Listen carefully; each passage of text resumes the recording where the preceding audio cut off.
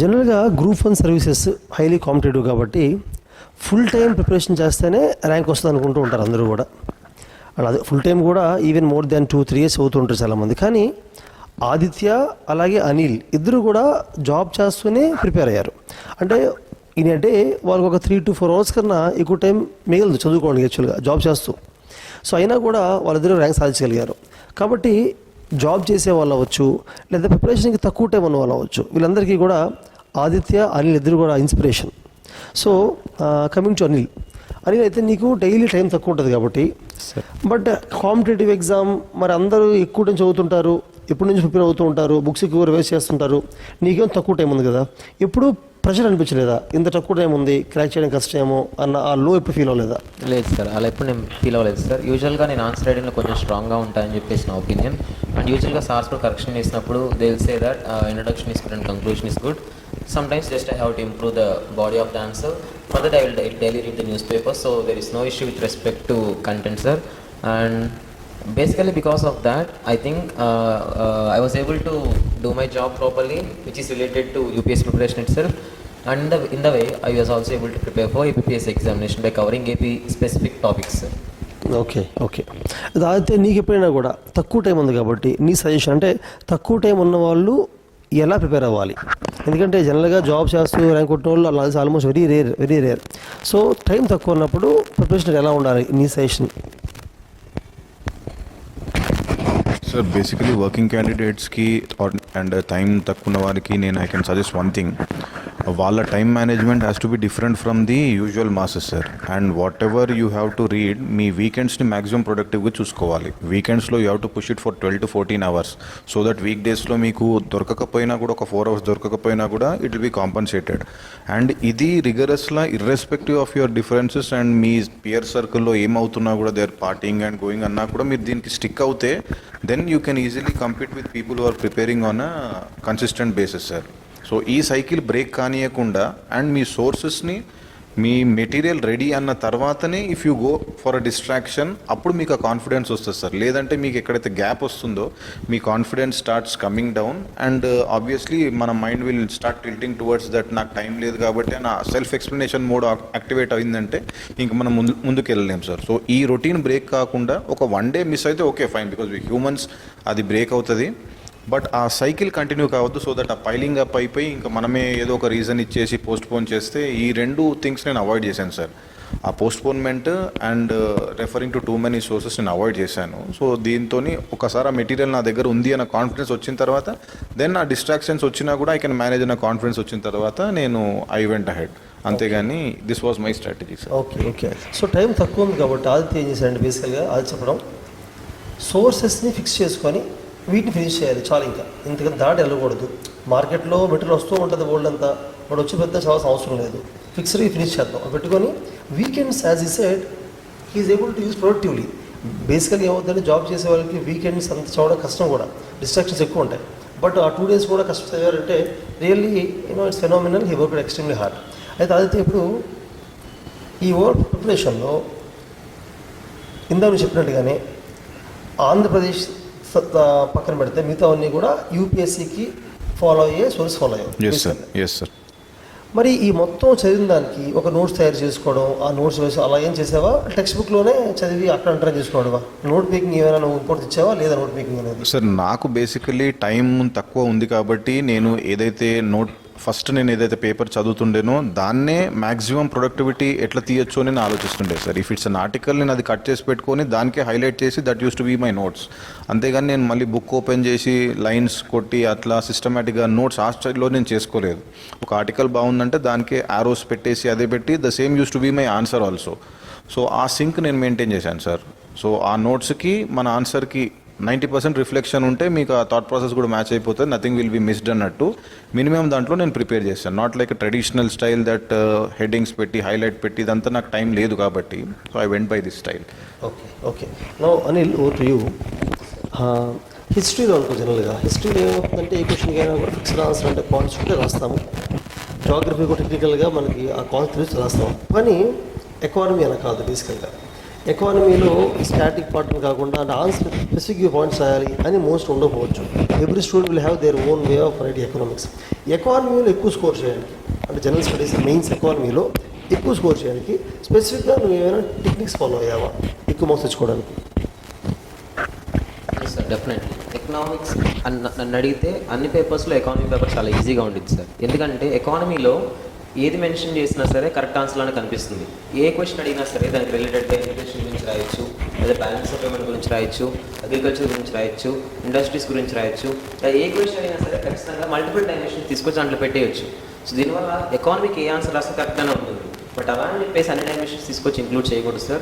One important thing is that flow charts గీస్తూ ఉండాలి ఎకానమీలో.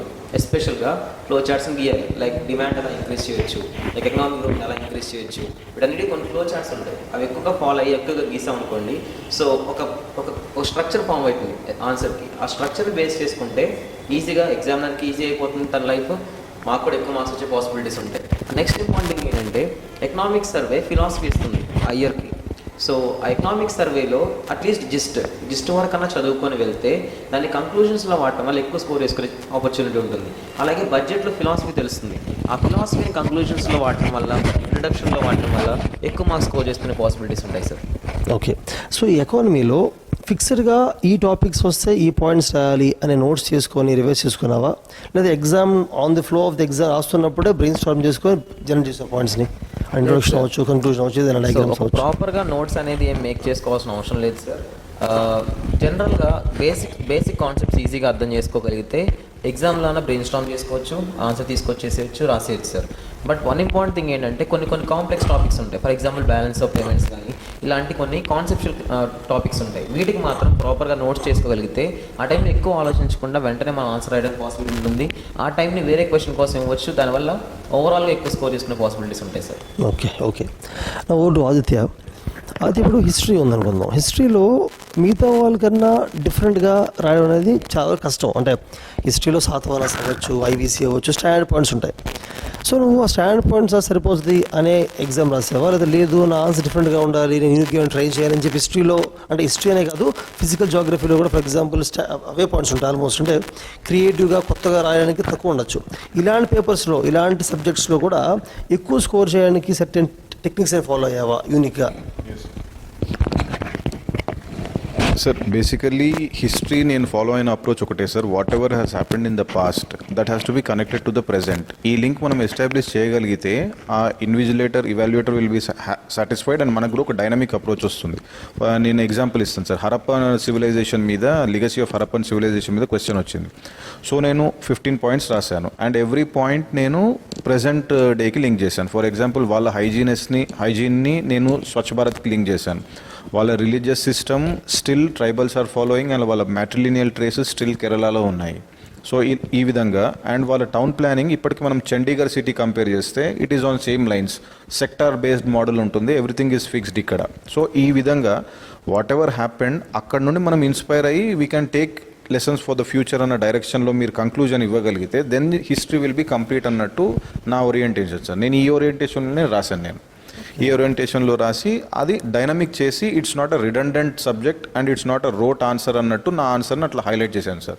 సో ఇదే ఫాలో అయ్యాను. అండ్ ఈ శాతవాహనాస్ వాళ్ళ వీళ్ళది కూడా నేను ఇంకొకటి ఏం చేశానంటే compulsory who has spoken what about Satavahanas అనేది ఫస్ట్ సోర్స్ రెఫర్ చేస్తూ దాన్ని చేసి and still the tradition is continuing అన్నట్టు ఆ ట్రేసెస్ లింక్ చేశాను సార్. అండ్ వాళ్ళు ఒక మెటీరియల్ ఫౌండేషన్ ఇచ్చారు. ఇప్పుడు every umpire will give a material foundation. What difference has it given అనేది హైలైట్ చేస్తూ కంక్లూజన్ ఇస్తే that was build by the next successor following empires అన్నట్టు అలా ఇస్తే that will be history will be more dynamic అని నేను అది follow. Actually ఇది వెరీ యూనిక్ అప్రోచ్. ఎందుకంటే హిస్టరీలో జనరల్గా ఆ టైంలో ఏం జరిగింది రాస్తారు అందరూ. బట్ అది కాకుండా దాంతోపాటు అది రాసి దాంతోపాటు అది ఫ్యూచర్కి ఎలా వెళ్ళిపోయింది, ఎలా కంటిన్యూ అవుతుంది రాయడం మాత్రం వెరీ యూనిక్ అప్రోచ్. మేబీ దానిలో హిస్టరీలో మార్క్స్ ఎక్కువ ఉంటాయి నీకు యాక్చువల్లీ. ఇంకొకటి సైన్స్ అండ్ టెక్నాలజీకి నీ అప్రోచ్ ఏంటి? అంటే సోర్స్ అవ్వచ్చు, అప్రోచ్ అవ్వచ్చు, సైన్స్ టెక్నాలజీ నీకు ఏమైనా యూనిక్ స్ట్రాటజీ ఉందా? Sir science and technology basic views నేను హిందూలో వస్తున్న dynamic views pros cons Sunday ఆర్టికల్స్తో నేను లింక్ చేస్తుండే సార్. ఏ టెక్నాలజీ అయినా బేసిక్స్ అయితే న్యూస్ పేపర్లో వచ్చినదే పెట్టి ఆల్టర్నేట్ వ్యూస్ ప్రోస్ కాన్స్ అది పెడుతుండే. దాంతోపాటు నా అడిషనల్ రీడింగ్ నేను కొంచెం బ్రౌజింగ్ అది ఇది చేస్తుండే సో దట్ ఒక ఆల్టర్నేటివ్ వ్యూ ఇవ్వచ్చు. And my answer is not the same like what ever majority has return అన్నట్టు నేను కొన్ని డిఫరెంట్ ఆస్పెక్ట్స్ ఎంఫసైజ్ చేస్తుండే sir. For example bit coin అంటే అందరు పాజిటివ్స్ రాస్తే దాంట్లో రిస్క్స్ ఎక్కడైతే ఏ కంట్రీస్లో అయితే రిస్క్ అయింది, మనీ హీస్ట్ అయింది అండ్ ర్యాన్సమ్వేర్ అట్లాంటివి కొంచెం డిఫరెంట్ డైమెన్షన్స్ ఇచ్చి ఒక రెగ్యులేటరీ ఫ్రేమ్వర్క్ తీసుకొచ్చి how the international system can be implemented in India, what lessons can India learn, అట్లాంటి ఎగ్జాంపుల్స్ నేను కొన్ని ఇస్తుండే sir. For example digital protection దీంట్లో యూరోపియన్ ఎగ్జాంపుల్ ఇవ్వడము అండ్ కొన్ని క్రిప్టో కరెన్సీ రిలేటెడ్ జపాన్లో అక్కడ ఫాలో అయ్యే బెస్ట్ ప్రాక్టీసెస్ ఆస్ట్రేలియా పిఎం ఒక స్పీచ్లో నుండి నేను పికప్ చేశాను. ఈ కోalition లైక్ మైండెడ్ కంట్రీస్ ఆలోచిస్తున్నట్టు వీటితో కోalition బిల్డ్ చేసి we can take the technology to next level, we can make it more inclusive. ఇటువంటివి నేను పికప్ చేసి ఒక బ్రాడ్ పర్స్పెక్టివ్ ఇచ్చేటట్టు సైన్స్ అండ్ టెక్నాలజీకి what ever is asked for దాని మీద ఫోకస్ కాకుండా ఒక హోలిస్టిక్ ఆన్సర్ వచ్చేటట్టు నేను ఈ డైరెక్షన్లో ఫ్రేమ్ చేస్తుండే సార్. యాక్చువల్గా ఫ్రెండ్స్ ఇప్పుడు 6,000 కన్నా ఎక్కువ క్యాండిడేట్స్ మెయిన్స్ రాసినప్పుడు అందులో 220 క్యాండిడేట్స్ మాత్రమే ఇంటర్వ్యూకి వెళ్ళారు. అంటే చాలా ఫిల్టర్ అవుట్ అయింది. సో డిఫరెంట్గా నాలెడ్జ్ లెవెల్స్ అందరికీ ఒకలాగే ఉంటాయి, ఎందుకంటే అందరూ సేమ్ బుక్స్ చదువుతారు. బట్ ఆదిత్య చెప్పినట్టుగా ఏ క్వశ్చన్కి హిస్టరీకి దాంతోపాటు ఈ లింక్డ్ టు ఫ్యూచర్, అలాగే సైన్స్ టెక్నాలజీకి ఏ కాన్సెప్ట్ రాస్తున్నా, ఏ టాపిక్ రాస్తున్నా అది కాంటెంపరీ ఎక్కడ యూజ్ చేస్తున్నారు, లేకపోతే ఇండియా ఎక్కడ యూజ్ చేస్తుంది, జపాన్ ఎక్కడ యూజ్ చేస్తుంది, అంటే సమ్ యూనిక్నెస్ ఇస్ దేర్.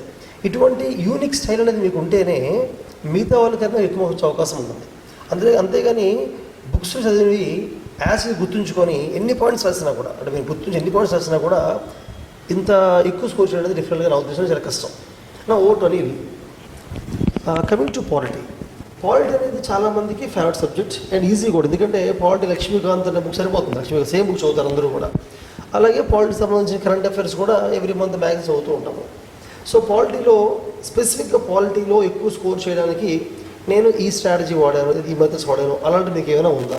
పాలిటీలో నీ అప్రోచ్ ఆఫ్ మెయిన్స్ ఆన్సర్ రైటింగ్లో ఏమైనా టిప్స్ అంటే ఎక్కువ స్కోర్ చేయడానికి చెప్పగలవా? Definitely, sir.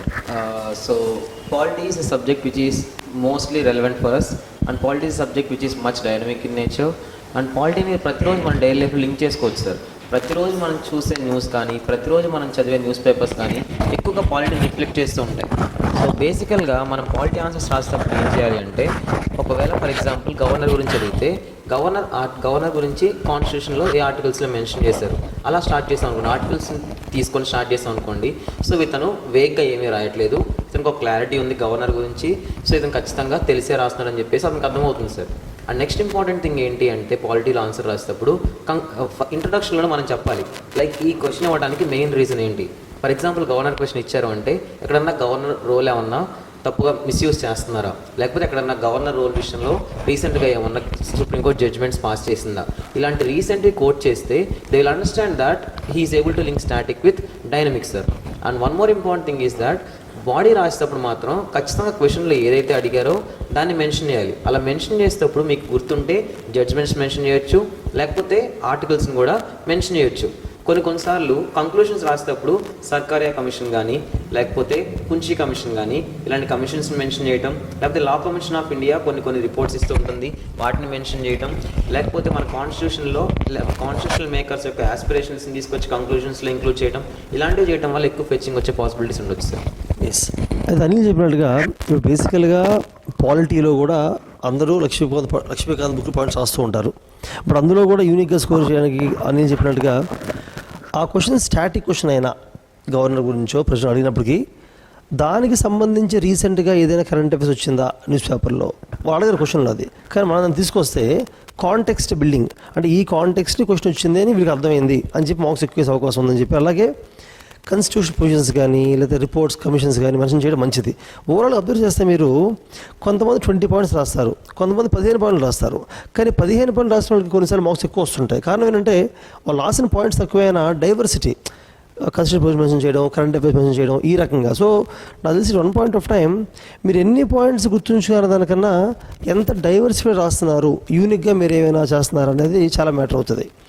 Now coming to interview, for ఇంటర్వ్యూకి వస్తే ఇప్పుడు ఈ ఎగ్జామ్ బాగా హై కాంపిటీషన్ వలన బాగా క్లోజ్లో మిస్ అయి ఉంటారు ఎక్కువ మంది. అంటే నాకు తెలిసి 3 to 4 మార్క్స్ గ్యాప్లోనే ర్యాంక్స్ పోయి ఉంటాయి, ర్యాంక్స్ వచ్చి ఉంటాయి. అందుకని ఎక్కువ గ్యాప్ ఉండదు, ఎందుకంటే almost everybody is of same knowledge, same information. చాలామంది ఎప్పటి నుంచి చదువుతున్నారు. నాకు తెలిసిన చాలామంది యూపీఎస్సీ ఇంటర్వ్యూకి వెళ్ళిన క్యాండిడేట్స్ కూడా మెయిన్స్లో మిస్ అయిపోయారు, అలాగే ఇంటర్వ్యూకి వెళ్ళి కూడా మిస్ అయిపోయారు. అంటే యూపీఎస్సీ సక్సెస్ అయిన క్యాండిడేట్స్ కూడా మిస్ అయ్యారు. ఇన్ఫ్యాక్ట్ యూపీఎస్సీలో ఆడో సర్వీస్లో ఉన్న వాళ్ళు మళ్ళీ గ్రూప్ 4 కొందరు రాశారు, మిస్ అయ్యారు. అంటే దెర్ ఈజ్ సమ్ డిఫరెన్స్ లైట్గా. సో ఇంటర్వ్యూకి వస్తే ఇంటర్వ్యూ అంటే మన స్టూడెంట్స్ ఇంటర్వ్యూ జరిగిందో వీళ్ళందరూ కూడా యూపీఎస్సీ తరహాలోనే డైనమిక్గా లాజికల్ రీజనింగ్ని, అనలిటికల్ స్కిల్ని ఎక్కువ టెస్ట్ చేశారు ఫ్యాక్ట్స్ కన్నా కూడా.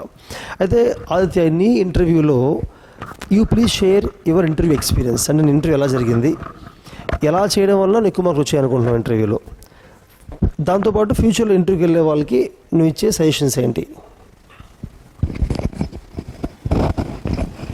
సార్ నా ఇంటర్వ్యూ వచ్చేసి సవాంగ్ సార్ బోర్డు వచ్చింది సార్ నాకు. అండ్ టోటలీ నా ఇంటర్వ్యూ అంతా కూడా స్పాంటేనియస్ క్వశ్చన్స్ మీదే అయింది. డాఫ్ మీద వాళ్ళు ఎక్కువ రిలై అవ్వలేదు. బట్ నేను సజెషన్ ఇచ్చేది ఏంటంటే, first irrespective of whether they ask about the DAF or not, DAF అయితే మీది 100% పర్ఫెక్ట్ ఉండాలి. So each and every word మనం డాఫ్లో రాసింది we should be in a position to justify. ఇప్పుడు నా ఫ్రెండ్స్కి నేను ట్రాన్స్క్రిప్ట్స్ వాళ్ళది చూసిన దాంట్లో someone wrote tea tasting habit అని, various types of teas and when they are taken in which season అని కూడా questions were posed on that. And monsoon tourism అది ఇది కూడా అంటే they were asking the specifics అని నాకు వచ్చింది. సో ఏ వర్డ్ రాసినా కూడా you should be in a position to justify. And వాళ్ళు ఎంత ప్రెషర్ వేసినా కూడా మీరు అదే కన్సిస్టెంట్ స్టాండ్ ఉందో లేదో they are just checking that sir. And వాళ్ళ దగ్గర నుండి trying to hide your personality is impossible sir. Given their experience and given their diversity they will bring out the truth. మీరు ఒకటి చెప్తున్నా కూడా if you want to conceal and diplomatically they will give you opportunity to balance things. అది మనము అక్కడికక్కడ decide చేయాల్సింది. And ఇంకొకటి ఏంటంటే we should be prepared. Totally మనం ప్రిపేర్ అయిన preparation will be on the reverse side అన్నట్టు కూడా ఇది పెట్టుకోవాలి సార్ మైండ్ సెట్. ఎందుకంటే నేను ఒక ప్యాటర్న్లో ప్రిపేర్ అయ్యలేను, బట్ మీతో మార్క్స్ అది అయిన తర్వాత నాకు ఆ ప్యాటర్న్ ఓపెన్ పెట్టుకోవాలి, ఒక ఫ్లెక్సిబిలిటీ ఉండాలని తెలిసింది నాకు. సో జనరల్గా ఆ ప్యాటర్న్ పెట్టుకొని వెళ్ళి నన్ను diverse from women to security to developmental education diverse టాపిక్స్లో which were disconnected but still had relevance as an administrator అన్ని క్వశ్చన్స్ అడిగారు సార్. సో దానికి నేను whether I'm changing my stand or not, whether I'm in sync with popular mood or not, అవన్నీ parameters పెట్టుకొని the questioning was done sir. So నేను ఒకటి ఏం చెప్తానంటే పర్స్పెక్టివ్స్ డెవలప్ చేసుకోవడం is very important sir. Because నన్ను అడిగిన క్వశ్చన్స్ మీరు ఎంత రోట్ లెర్నింగ్ చేసి మెమరైజ్ చేసినా కూడా they won't fit into whatever the questions they have asked.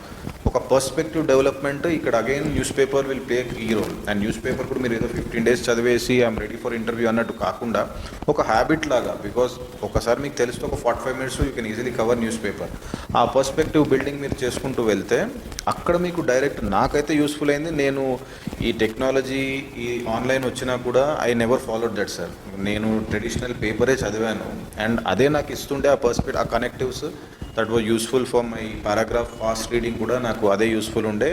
And అదే ఎక్స్పీరియన్సెస్ నేను ఇంటర్వ్యూ కూడా చెప్పాను, సేమ్ అదే న్యూస్ పేపర్ కంటెంట్ నేను ప్రెజెంట్ చేశాను ఇన్ మై ఓన్ స్టైల్ అది. So this is building a perspective about your personality and about the issues around you. This is very important అని నేను చెప్తాను. These are the key takeaways from whatever interview I had sir. Anil, films point of వ్యూలో నువ్వేమైనా general tips ఎవరు films రాయబోతున్నారు, జనరల్గా ఇలా చేయండి, ఇలా చేస్తే బాగుంటుంది, ఇలా ఉంటే బాగుంటుంది, ప్రజెంట్ ప్యాటర్న్ ప్రకారంగా ఇలా చదవాలి ఫిల్మ్స్కి అని ఏమైనా సజెషన్ ఇద్దాం అనుకుంటున్నావా? So, if you are preparing for UPSC, stick to the UPSC preparation. So, don't dwell too much into UPSC because, for example, take into consideration history.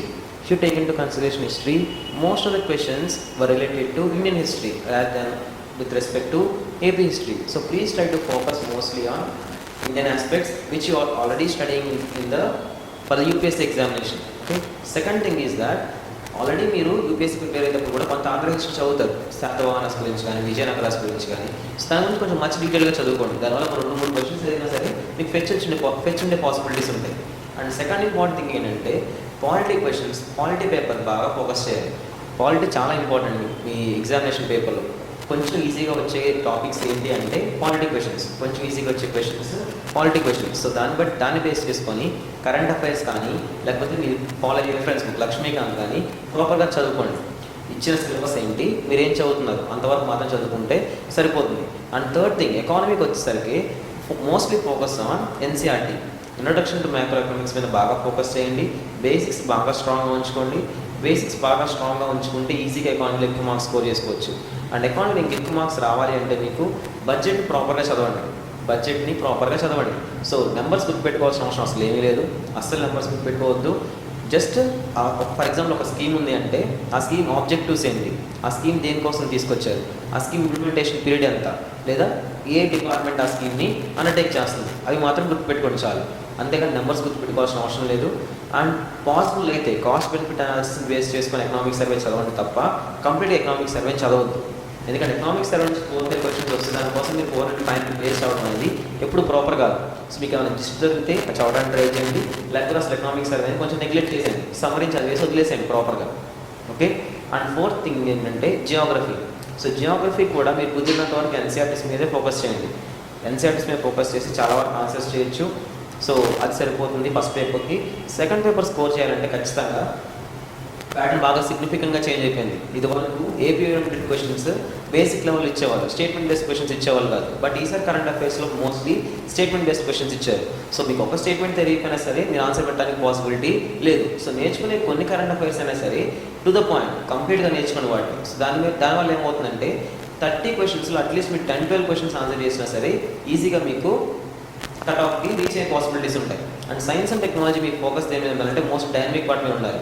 Static మీద ఎక్కువ ఫోకస్ చేయకండి, because me focus mostly on static that will be more time taking. And on cost benefit analysis I don't recommend that. So only dynamic బాగా prepare అవ్వండి. Dynamic prepare అయితే vision current affairs కానీ లేకపోతే multiple types of materials అవైలబుల్గా ఉన్నాయి. ఒక సోర్స్ని follow అవ్వండి, ఒక సోర్స్ని ఫాలో అయ్యి దాన్ని క్రిస్ప్గా నేర్చుకోండి. దాన్ని నేర్చుకొని ప్రాపర్గా మీరు ప్రజెంట్ చేయండి ఎగ్జామినేషన్లో. స్టేట్మెంట్స్ ప్రాపర్గా అనలైజ్ చేసి ఆన్సర్ చేయండి. And second important thing is మీరు ఆప్షన్స్ ఎలిమినేట్ చేయడం నేర్చుకోవాలి ప్రాపర్గా. దానికోసం మీరు ఎక్కువ మాక్ టెస్టులు రాస్తూ ఉండాలి. సో అట్లీస్ట్ ఫిల్మ్స్కి వెళ్ళే ముందు ఒక 5-6 మాక్ టెస్టులు మీరు రాస్తే ఆప్షన్స్ ఎలిమినేట్ చేసుకోవాలి మీకు అర్థమవుతుంది. దానివల్ల అట్లీస్ట్ 5-6 క్వశ్చన్స్ కరెక్ట్ అయినా సరే మీరు కట్ ఆఫ్ కట్టివేట్ ఉండే పాసిబిలిటీస్ ఉంటాయి. సో ఈ టిప్స్ బాగా ఫాలో అవ్వండి. ఎవరైతే సైన్స్ బ్యాక్గ్రౌండ్ వాళ్ళు ఉన్నారో వాళ్ళు అర్థమెటిక్ అండ్ రీజనింగ్ ప్రాపర్గా ప్రిపేర్ అవ్వండి. ఎవరైతే సైన్స్ బ్యాక్గ్రౌండ్ కాదో అప్పుడు ప్రిపేర్ అవ్వాలో వాళ్ళు కొంచెం అర్థమెటిక్ రీజనింగ్ పక్కన పెట్టి ఐదర్ అర్థమెటిక్ అండ్ రీజనింగ్ అని చూస్ చేసుకొని ఒకటి ప్రాపర్గా నేర్చుకొని కరెంట్ అఫైర్స్ మీద సైన్స్ అండ్ టెక్నాలజీ మీద బాగా ఫోకస్ చేయండి. సో దీనివల్ల కట్ ఆఫ్ 70 to 80 మార్క్స్ ఉంటుంది కాబట్టి ఈజీగా మీరు కట్ ఆఫ్ని దాటే పాసిబిలిటీస్ ఉంటాయి. It's my opinion. ఎలా పెట్టాలి సార్ దీన్ని నిజంగా అంటే ఈ సబ్జెక్ట్ వైజ్గా చదవడం చెప్పాను నేను. దీన్ని keep this in mind, listen to this 3-4 times. ఎందుకంటే ఓవరాల్గా 1 lakh క్యాండిడేట్స్లో 100 మంది సెలెక్ట్ అయ్యారు ఫైనల్గా. అంటే 1 in 1000 ఆల్మోస్ట్ 1000 మందిలో ఒకరు హైలీ కాంపిటేటివ్ ఉంది. కాబట్టి అప్రోచ్ కూడా ఇంపార్టెంట్, నాలెడ్జ్ కూడా అప్రోచ్ ఇంపార్టెంట్. ఫర్ ఎగ్జాంపుల్ అని చెప్పినట్టుగా ఫిల్మ్స్కి కాదు మెయిన్స్కి కూడా మాక్ ఎగ్జామ్స్ ఎక్కువ రాయాలి. Aditya coming to the same point, mock exams నువ్వు అంటే నీ వరకు ఫిలిమ్స్కి ఎన్ని ఎగ్జామ్ ప్రాక్టీస్ చేసావు, ఎలా చేసావు? ఫుల్ ఎగ్జామ్స్ చేసేవాడువా లేకపోతే ర్యాండమ్గా బిట్స్ చేసుకునేవాడువా? అలాగే మెయిన్స్ కూడా ఎలాగ ఆన్సర్ బిట్ చేసేవాడు? ఏదో డైలీ కొన్ని ఆన్సర్స్ అన్నా లేదా ఫుల్ ఎగ్జామ్స్ అన్నా, అంటే నీ ఎగ్జామ్ ప్రాక్టీస్ ఎలా ఉండేది? Only coming to the mock exams or practicing the films means ఎలా ఉండేది? సో ఇది ఫస్ట్లీ కమింగ్ టు ఫిలిమ్స్, నేను whatever mock test are available in the market నేను అది చెక్ చేసుకుంటే సార్. విజన్ యూజువల్లీ అందరూ అదే రెఫర్ చేస్తారు విజన్ చూస్తుంటే. అండ్ ఆన్లైన్ కూడా యూపీఎస్సీ పీడిఎఫ్ ఇట్లాంటి వెబ్సైట్స్లో చాలా ఫ్రీ అవైలబుల్ ఉన్నాయి. ఒక ప్యాటర్న్ డెవలప్ కాకుండా ఒక 2-3 ట్రై చేస్తుండే సార్, సో దట్ నాకు కొత్తగా ఏది కనిపిస్తే, because ultimately the paper is going to be very new. మీరు ఎన్ని చేసినా కూడా ఆ స్టైల్లో ఉండదు. సో మీరు ఒక 2 అన్ని ఇన్స్టిట్యూట్స్ చేసుకుంటూ వెళ్తే you will get oriented to different style of questioning. ఇది నేను as part of my UPSC preparation నేను ఇది అలవాటు చేసుకొని ఏపీఎస్సీలో కూడా నేను అదే చేశాను సార్.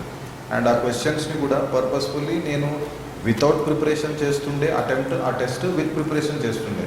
వితౌట్ ఎందుకు చేస్తుండే అంటే నా ఇంట్యూషన్ అది డెవలప్ అవుతుంది, అది ఇన్స్టింక్ట్స్ విల్ డెవలప్. ఏమీ తెలియకపోతే how my mind is working అని కొన్ని బిట్స్ మీద నేను ఎక్స్పెరిమెంట్ చేసుకుంటే సార్ నేను. సో ఆ specific why I arrived at that answer అనేది నేను కొన్ని మార్క్ చేసుకుంటుండే. అండ్ కొన్ని అది నా సక్సెస్ రేట్స్ అది చూసుకుంటుండే prelims with regard to prelims.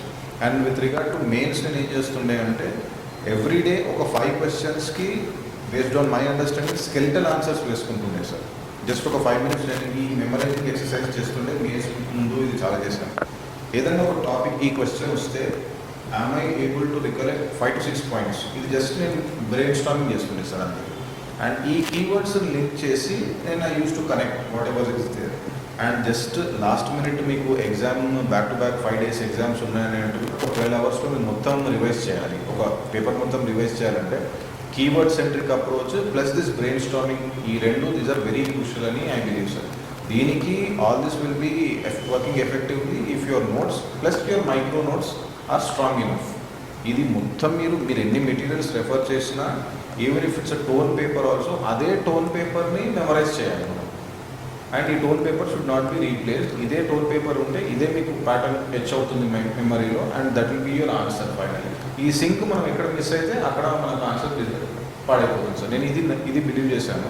ఇదే కంటిన్యూస్లీ నా కీవర్డ్ సెంట్రిక్ ప్లస్ నా మెమరైజింగ్ చేసి ఏం రికవరీ చేయగలుగుతున్నాను. సో దట్ టోటలీ వేగ్ ఒక సీడ్ దాని మీద ఒక క్వశ్చన్ వచ్చింది, అది ప్రాబ్లీ ఎవరికి తెలియదు, అది సీడ్ ప్రిజర్వేషన్ సంథింగ్ ఏదో సైన్స్ అండ్ టెక్నాలజీలో వచ్చింది, but people had to write that.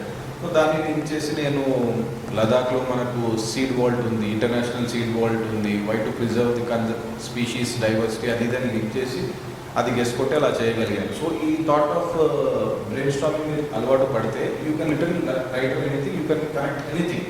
అది కాన్స్టెంట్లీ మీ మెటీరియల్ చూస్తూనే కాన్స్టెంట్లీ మీరు రాస్తూ స్కెలిటల్ కంటిన్యూస్ రైటింగ్ చేయకపోయినా స్కెలిటల్ స్ట్రక్చర్ చేయగలుగుతూ ఆరోస్ పెట్టుకుంటూ ఈ ఎక్సర్సైజ్ చేస్తే I think 3 months mind will be totally adaptive to right in that 3 hours. ఇది నేను చేసింది. ఏంటంటే ఆర్తి చెప్పినట్టుగా ఎగ్జామ్లో అంత తక్కువ టైంలో నెంబర్ ఆఫ్ పాయింట్స్ని రిప్రొడ్యూస్ చేయగలగాలి. సో ఆ బ్రెయిన్ స్టార్మింగ్ కానీ ఖచ్చితంగా పాయింట్స్ మనం టాపిక్ సబ్జెక్ట్ వైజ్గా పాయింట్స్ వాడినప్పటికీ కీవర్డ్స్ అనేవి ఎందుకు ఇంపార్టెంట్ అంటే ఇవాల్యుయేటర్ కీవర్డ్స్ చూసినప్పుడు he will have a feel, okay ఈ క్యాండిడేట్కి మొత్తం ఐడియా ఉందని. సో కీవర్డ్స్ అనేది కూడా ఆర్తి చెప్పినట్టుగా you have to work on that. Okay.